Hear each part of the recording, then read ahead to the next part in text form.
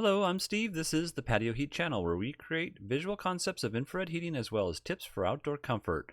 Our one-on-one customer support helps you make the best decision for your application. We strive to earn your business. Visit our patioheat.com website for sales and more information. Now let's get heating. All right, so here we have this little standalone gazebo, I'll call it. And let's go right into the dimensions. So the dimensions I have here are 12 by 10. And then I have a height of this post here at approximately 6'5", and then also the elevation at the top here, roughly about 10. Now this could be different. I'm not quite sure. We didn't get the true dimensions of that. What I do know is that it looks like in the images that we received that these posts are wooden posts, but the frame inside is a steel structural frame. And what I've done here is essentially gone to the third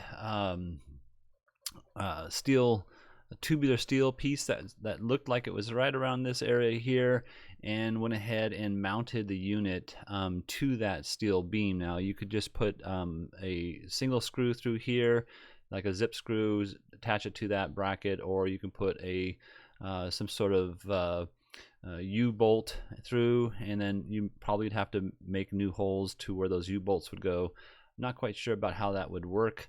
I do have these heaters at a I believe a 15% or 15 degree tilt, 10 to 15 degrees. You also would probably want to go ahead and verify what works for you, really, in this case, depending on this distance here. Again, the dimension here of 12 feet isn't too far, but you know, the human body is three-dimensional, and it is always nice to have heat from both sides of the area.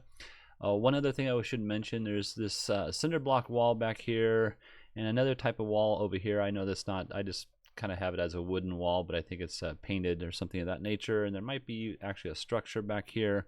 So my point is that it's very well protected in this space here. We got a nice rooftop as well as two existing walls. So I would say that the amount of heat that you need is not as crucial in some places as it would be in this place here. It's not as crucial. So what I've done here is I've taken two of the Slimline 4,000 watt units. I would probably go with 4,000 watt units if it was my property. However, you could go to a 3,000 watt unit, but you do want to use the longer unit in order to capture the most distance from left to right this way here. Also, I put this model here only because I want you to realize that this is not for standing room. This is for seating, reclining space here. This would be way too hot for somebody if they were standing in a structure of this height. So let's go ahead and look at the footprint of heat. And we also should just mention that, you know, with the clearances, that's why I placed them over here in this angle that I have. I believe that we're meeting all the clearances to combustibles, and I also I am unsure of whether this is actually just a steel roof or a combination of steel and wood or fabric. So there should be no problem if it's all steel. I think the only issue that we want to watch out for is this fan dimension. I didn't mention that we do have this fan. I had this at 52 inches in diameter. And let's go ahead and look at the bottom clearance here. No issue with that whatsoever, provided again that these are a steel frame. Now you can see that even with that, you know, we're really not touching that based on the fact that I have this at approximately 4 feet in height. So if this was dropped down, it might become an issue if this slope is a little bit less than what I have. Just to get an idea of the slope,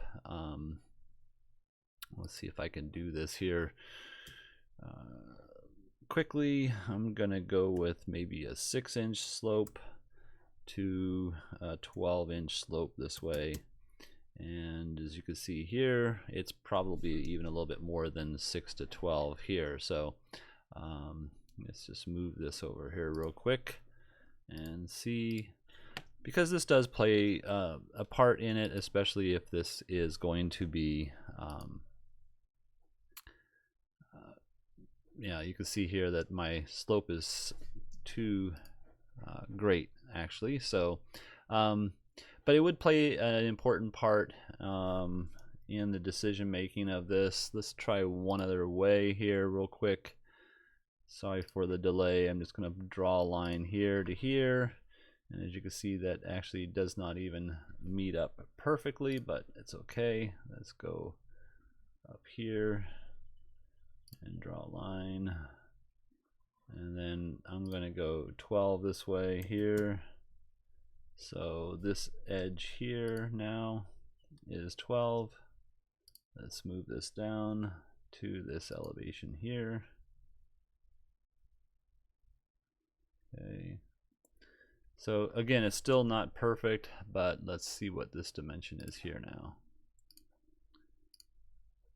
So that's 8 to 12 then is what I have. So in any case, that is an important aspect, just so that we know that we're meeting any clearances that might be an issue. Now there might be also a wooden beam that comes across from this post to this post, and same with these posts this direction here. So I don't see that being an issue because we are not penetrating that as well.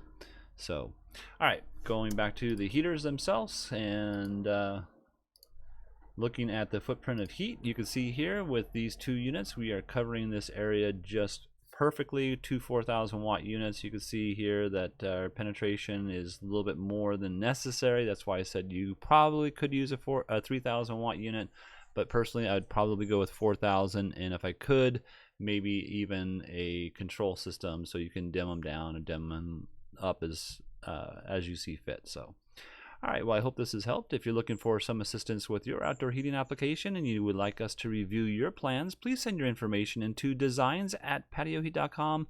And would you please consider tapping that like button? We don't advertise, we're not monetized. YouTube does not promote this channel without your thumbs up, and that is the only way we can get our channel out to others that are seeking this help. Thank you very much. Have a great day.